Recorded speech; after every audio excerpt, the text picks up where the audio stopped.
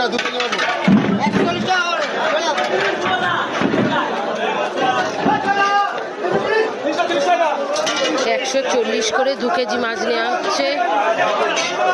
কত হচ্ছে? 2 কেজি দেবেন দাদা, 2 কেজির বেশি দেবেন না। জ্যান্ত আছে? ওইটা জ্যান্ত না দাদা, এইটা এইটা এইটা এইটা এইটা 2 কিলো সব জ্যান্ত, সব জ্যান্ত, 2 কিলো সব জ্যান্ত। ঠিক আছে।